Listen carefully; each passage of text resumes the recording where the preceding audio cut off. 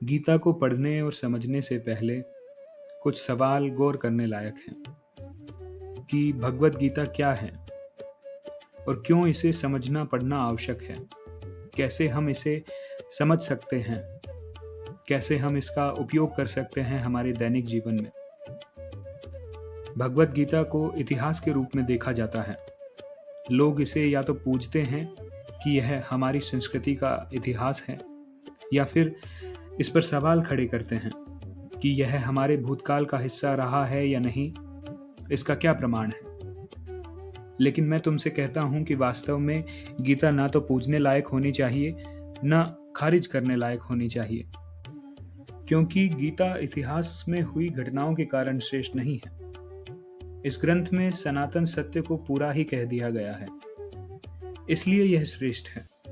सनातन सत्य वह सच्चाई है जो समय के साथ नहीं बदलती है, जो काल के परे है। अतः गीता कोई किताब नहीं है। किताब और उसके पन्ने, उन पन्नों पर लिखी बातें तब तक मुर्दा हैं जब तक तुम उनका अपने जीवन में कोई दर्शन न पालो।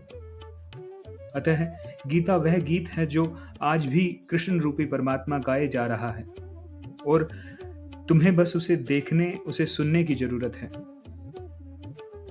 भगवत गीता की क्या आवश्यकता है? किताब रूपी गीता की यूं तो कोई जरूरत नहीं है, परंतु वह बात उसके लिए है जिसने अपने भीतर हो रही गीता को सुन लिया है। किताब रूपी गीता भी भीतर झांकने का पहला चरण, भीतर झांकने की पहली सीढ़ी हो सकती है, और जीवन संभावनाओं के खेल के अतिरिक्त कुछ भी नहीं है। इसलिए ग्रंथ को पूर्णतः नकार देना भी मूर्खता होगी। हम गीता को बेहतर कैसे समझ सकते हैं, उसे उपयोग में कैसे ला सकते हैं? इसका जवाब होगा कि हम बगैर किसी पूर्वाग्रह के, बगैर किसी अनुमान के इसमें उतरें, और गीता में कही बातों को हम दैनिक जीवन में रुककर सिर्फ देखें, क्या ये लागू होती हैं या नहीं। जैसे एक वैज्ञानिक अपने अनुसंधान में परीक्षण करता है, वैसे ही धार्मिक व्यक्ति को परीक्षण की सहायता लेनी चाहिए। तभी वह उस संदेश को सही में जान सकेगा जो इस ग्रंथ में छुपा है। अब गीता की शुरुआत के बारे में बात करते हैं। गीता जहां से शुरू होती है वह बड़ी विचित्र जगह है। गीता कृष्ण या अर्जुन से शुरू नहीं होती है, जबकि पूरी गीता कृष्ण और अर्जुन के बारे में है ऐसा लगता है। गीता का पहला श्लोक प्रश्न है, जहां धृतराष्ट्र सवाल कर रहे हैं संजय से कि हे संजय, धर्म भूमि कुरुक्षेत्र में एकत्रित युद्ध की इच्छा रखने वाले मेरे और पांडु के पुत्रों ने क्या किया है। यहाँ संजय ऐसे व्यक्ति हैं जिनके पास अंतर्दृष्टि है।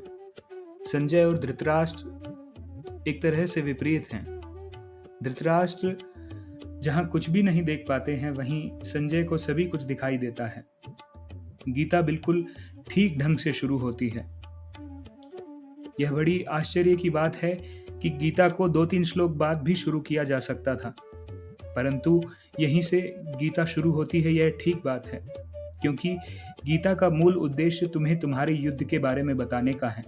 तुम्हारी परिस्थिति धृतराष्ट्र जैसी है, जहां अभी भय है, चिंता है, अंधकार है, और गीता संजय है। संजय यहाँ माध्यम है अंतर्दृष्टि का, जो उस युद्ध की खबर देता है जो तुम्हारे भीतर चल रहा है। अतः इस पहले श्लोक का अर्थ यही है कि तुम जब गीता पढ़ो, गीता को समझने का प्रयास करो, तो यह जानो कि तुम्हारी परिस्थिति धृतराष्ट्र जैसी है, और तुम प्रश्न करो संजय से, गीता से। धन्यवाद।